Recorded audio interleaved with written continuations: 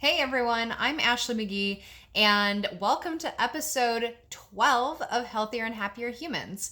Today I'm going to talk about intermittent fasting. And the reason why is I personally use it in my life as a tool, and I get a lot of questions about it. I think there's a lot of conflicting information or advice, let's be honest, at the end of the day, there's so much stuff out there in the health world that it can be really overwhelming and confusing. So I wanted to break down a little bit about intermittent fasting so you feel a little bit more empowered and maybe decide to try it in your own life. So I first started using intermittent fasting when I began the 131 method. It's a tool that's used in all three phases, and I've really learned a lot and also know some major changes in my body. And if you are interested in learning more about the 131 method, I will post a link in the show notes. And of course, message me if you have questions, because I've been doing it for about a year and I absolutely love it. But it scared me initially because I used to be someone who, if I didn't eat first thing in the morning, I would get nauseous, like crippling, like nausea. So my initial thought was, well, how in the world am I going to be able to intermittent fast if I'm nauseous? Like, obviously my body doesn't want me to do that. And I should probably start this off with, like, what is intermittent fasting? It's essentially just eating in a specific window of time. So know that, and I'll explain a little bit more as we go on. But that's essentially what intermittent fasting is. So that's why I was concerned about not necessarily eating first thing in the morning. But I was all in. I wanted to give this a try. And so I just remembered that I had the ability to listen to my body. So if I was starting to get nauseous, okay, then I'll eat. And that's okay. So I gave myself permission to try something new, but also take care of myself. And I really recommend you guys check in with yourself anytime you are trying something like intermittent fasting or diet phasing or whatever. So it was really incredible because I retrained my body. Like, I don't get nauseous in the mornings anymore. Some days I do want food immediately and I'll eat. But some days especially if I am fasting, I don't get hungry until like 10 a.m. And I used to be like I need to eat at 6 or I will kill you kind of person. So it's really incredible. And I've also learned how to work out while fasting, which has been a really interesting change in my body. And the biggest reason that I do it when I'm doing the 131 is it helps kick your body into fat burning mode a little bit easier. But there's actually a lot of benefits. So why would you want to look into intermittent fasting? Well, it helps control your hormones. It balances out your hunger hormones.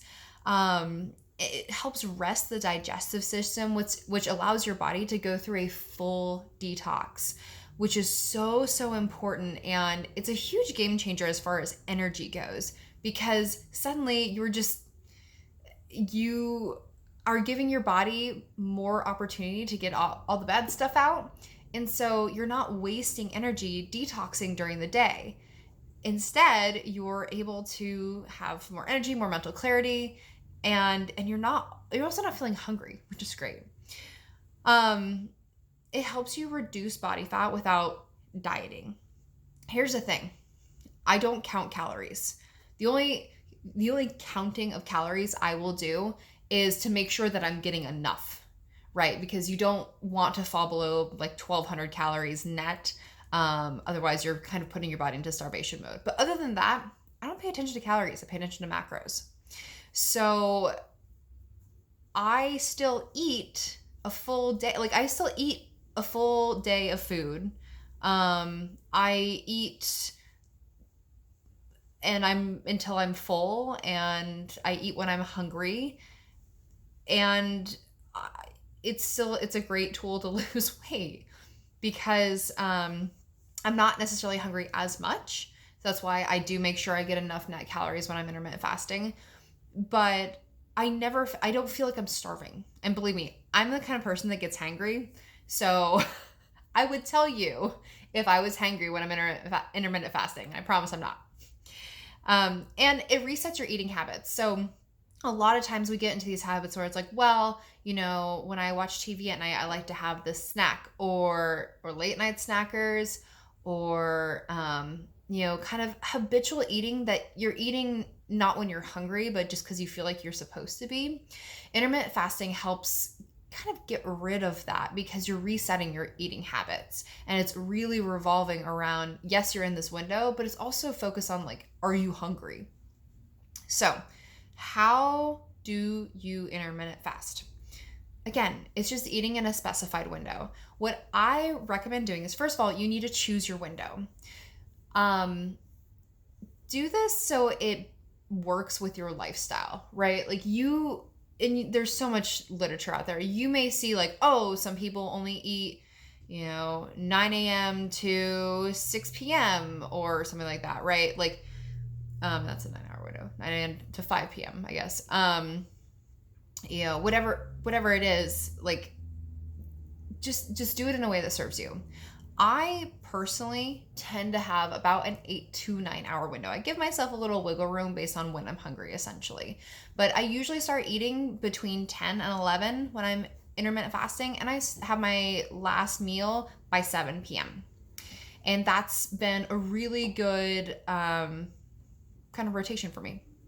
But again, fit it to you. Now, you don't have to start at an 8-hour window immediately. In fact, I recommend you don't. Start with a 12-hour window. So, and most of us are sleeping, hopefully for about 7 to 8 hours a night, right? So you're already fasting for about 7 to 8 hours. Awesome. So you just need to add a few more hours of fasting in there. So you can stop late night snacking and maybe eat breakfast a little bit later in the day. So, for example, when I start with a 12-hour window to work my way back, I usually start with a 7 a.m., 7 p.m. 12-hour window. And then as you get comfortable there, spend a few days there and then start pushing an hour off. So instead of eating breakfast at 7 a.m., you eat breakfast at 8 a.m., but you still stop dinner at 7. So you keep shrinking that window until you hit an 8-hour window.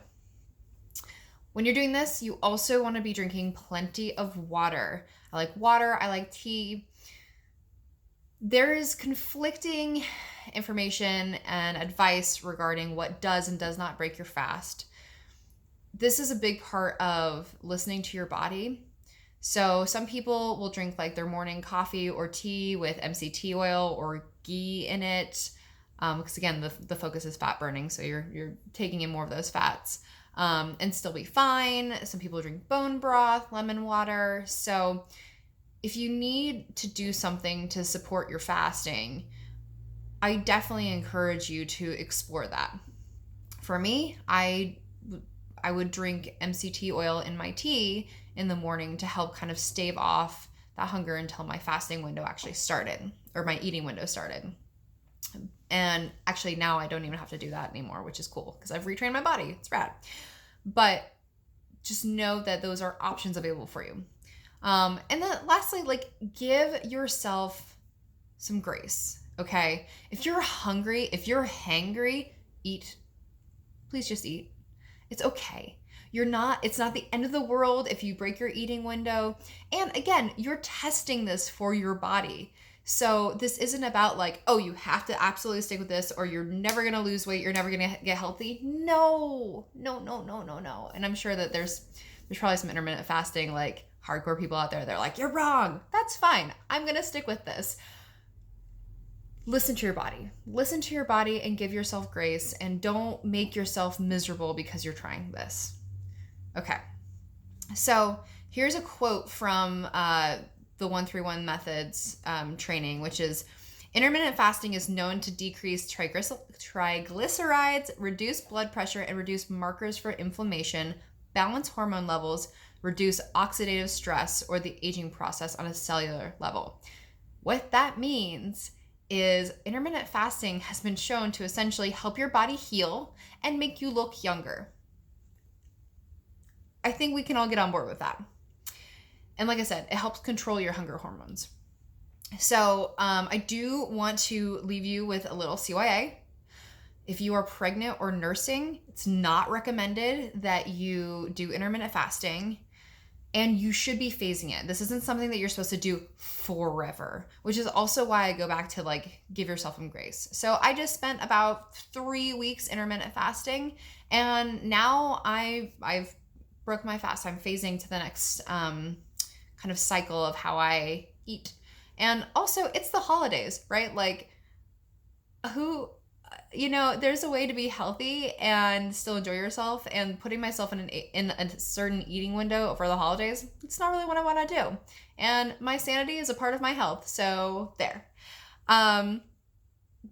And then lastly, like, if you do have a medical condition where you're concerned about the effects of intermittent fasting, please talk to your doctor. I am not a doctor. So do not take what I say as like for medical advice. Talk to your doctor. Wow. Okay. So, to recap, intermittent fasting is just eating in a specified window. Start at 12 hours and work your day way down to 8, and just try it. If you have questions, please let me know. And like I said, if you're interested in the 131 method, which is what I personally use and has been a huge game changer, not just in my health, but like educationally, as far as what I understand about my body, it's so clutch. So I will put the link in the show notes. And if you have questions, like, definitely reach out, DM me, let me know, because I would love to engage in conversation with you.